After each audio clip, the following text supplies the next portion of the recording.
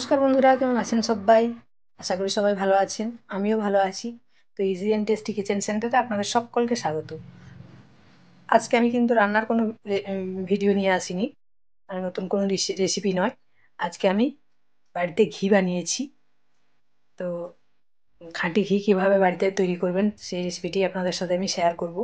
তো এই দেখুন, সরটা জমিয়ে রেখেছিলাম 1 মাস মতো, ওই 25-30 দিনই হবে আর কি, মনে নেই অত। তো ফ্রিজে রাখা ছিল, তাই এটা একদম জমে গেছে। তো হাত দিয়ে তো আর হবে না, ওই জন্য চামচ দিয়ে এটাকে একটু ভেঙে ভেঙে নিচ্ছি। এই মিক্সিং জারে একটুখানি ঘুরিয়ে নেব পুরোটাই, মানে কয়েক সেকেন্ডের জন্য অল্প অল্প করে ঘুরিয়ে নিলেই ঠান্ডাটা অনেকটাই কেটে যাবে। তা না হলে কী হয় বলুন তো, বাইরে রাখা থাকলে 3-4 ঘন্টা টাইম লাগবে, 3-4 ঘন্টা পরে হলে হাত দিয়ে ঘোরানো যেত, তাহলে আর মিক্সিং জারে দিতে হতো না। যাই হোক, প্রচুর ঠান্ডা, ওই জন্য আমি ওই জারের মধ্যে দিয়ে একটুখানি ঘুরিয়ে নেব। আর জানেন তো, এই ঘি বানানোর রেসিপিটি আমি আমার দিদার কাছ থেকে শিখেছি। আমার দিদাকে দেখতাম ছোটোবেলায় ঘি বানাতে এইভাবে। তো সেটাই আর কি। তো তখন তার মিক্সিং জারে ঘোরানোর প্রয়োজন ছিল না, বাইরেই রাখতেন, ফ্রিজে রাখতেন না। তো আমি যেহেতু ফ্রিজে রেখেছিলাম ওই জন্য একটু ঘুরিয়ে নিলাম, কারণ প্রচণ্ড ঠান্ডা। এই দেখুন, একটা বাটির মধ্যে তুলে নিচ্ছি। ঘোরানোর পরে এটা একদম ফ্রেশ ক্রিম যেমন হয় না, একদম দেখে মনে হবে যেন ক্রিম। এই দেখুন, ক্রিমের মতো একদম। এটাকে বাটির মধ্যে তুলে নিলাম। ওই জারের মধ্যেই বাকিটা দিয়ে আরও একবার ঘুরিয়ে নেব, 2বার ঘোরালেই হয়ে যাবে। একটু বেশিই ছিল, তাই একসাথে পুরোটা ঘোরালাম না, তাহলে হয়তো বেরিয়ে যেত। তো ওই জন্য আরেকবার দিয়ে এটাকে, এই দেখুন, আবারও ওই যে হয়ে গেছে। তো পুরোটাই একটা বাটির মধ্যেই তুলে নিলাম।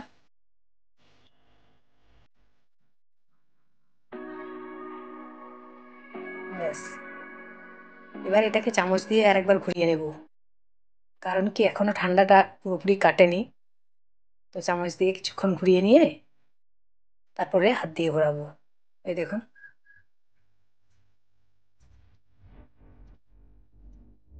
এভাবে চামচের সাহায্যে দেখে জমতে শুরু করেছে। দেখুন, ক্রিমি ভাবটা চলে গেল। তো এইভাবে এবার আমি চামচটাকে সরিয়ে দিয়ে হাতের সাহায্যে বেশ কিছুক্ষণ আবারও ঘুরিয়ে নেব, যতক্ষণ না এটা থেকে জল ছাড়ছে। এটা যখন জল ছেড়ে দেবে তখন বুঝবেন পুরোপুরি কমপ্লিট হয়ে গেছে। আরও একটা উপায় দেখতে পারেন, মানে একটা বাটির মধ্যে কিছুটা জল নিয়ে তার মধ্যে একটুখানি দিয়ে দেখবেন, ওপরে যদি ভেসে ওঠে তাহলে জানবেন এটা একদম পুরোপুরি ঘি বানানোর জন্য রেডি। তো আমি এইভাবে ভালো করে মাখতে থাকছি, মানে একদম দেখুন, ফেস ক্রিম যেমন সেরকম লাগছিল, কিন্তু এখন দেখুন একদম পুরো দলা পাকিয়ে গেছে। এবার আস্তে আস্তে এটা থেকে জল ছাড়তে শুরু করেছে, তার মানে এটা হয়ে এসেছে আর কি। তো এটাকে এক জায়গায়, এ দেখুন, বুঝেছেন?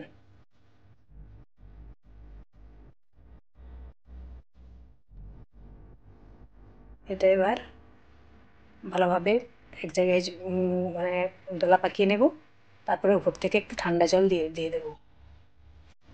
ওই যে জলটা বেরিয়েছে ওটার একটা নাম, যেমন ওটাকে বলি কী বলুন তো, ঘোল।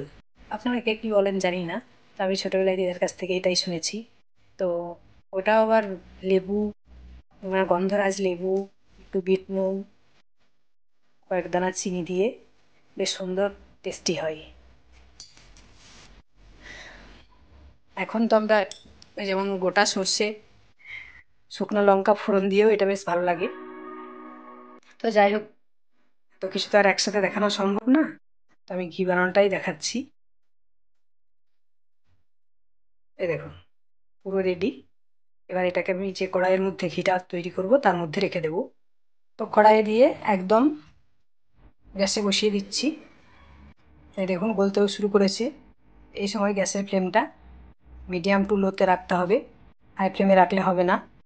এটা গলে গিয়ে যে সাদা সাদা দানা দানা অংশগুলো থাকবে, ওইটা যতক্ষণ না ব্রাউন কালার হচ্ছে ততক্ষণ এটাকে এভাবেই নাড়তে থাকবো। তো এই সময়টা একটু ধৈর্য ধরে করতে হবে আর কি কাজটা, মানে টাইম লাগে। তো এইভাবে করে নাড়তে থাকবো। আস্তে আস্তে দেখুন কালার চেঞ্জ হতে শুরু করেছে। তো ঘি বানানোর প্রসেসটা খুবই ইজি।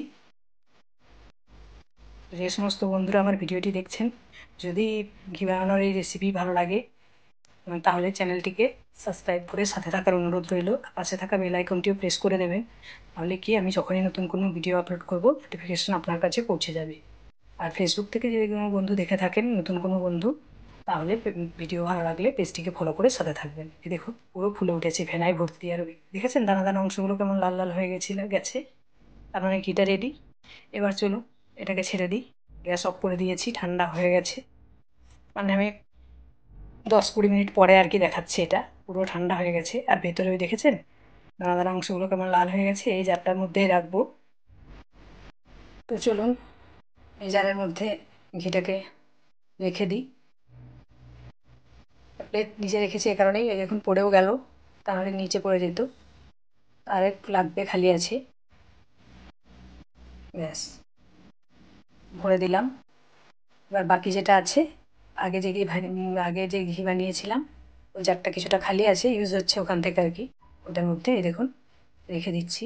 এটা বসে গেলে এরকম কালার হবে। এই যে দেখুন বাড়িতে কীভাবে খাঁটি ঘি বানিয়ে নেওয়া যায়। গরুর দুধের, যেহেতু আমি গরুর দুধ নিই, মানে যে দিয়ে যায় দুধটা ভীষণই ভালো, ওখান থেকে বেশ খানিকটা সর পড়ে। প্যাকেটের দুধ আমাদের বাড়িতে খুব কম ইউজ হয়, ওই সব পায়েস টায়েস বানালে তখনই যা। তা নাহলে এই দেখেছেন এই যে খোয়াটা, এটা কিন্তু আখের গুড় দিয়ে ভীষণ টেস্টি লাগে খেতে, মেখে খেলে। আমার দিদা যখন ঘি বানাতেন ওটা আমাকে মেখে দিতেন, তো ওই টেস্ট যেন এখনও আমি পাই। যদি কখনো খাই তো সেই ছোটোবেলার কথা মনে পড়ে যায়। তো আমার ছেলেরও ওটা ভীষণ পছন্দ। মাঝে মাঝে ওকে মেখে দিয়ে দেখেছি, ও বলে খুব সুন্দর লাগছে। তো চলুন আজকের মতো এই পর্যন্তই ভিডিওটি। সকলে ভালো থাকবেন, সুস্থ থাকবেন। দেখা হবে আবার অন্য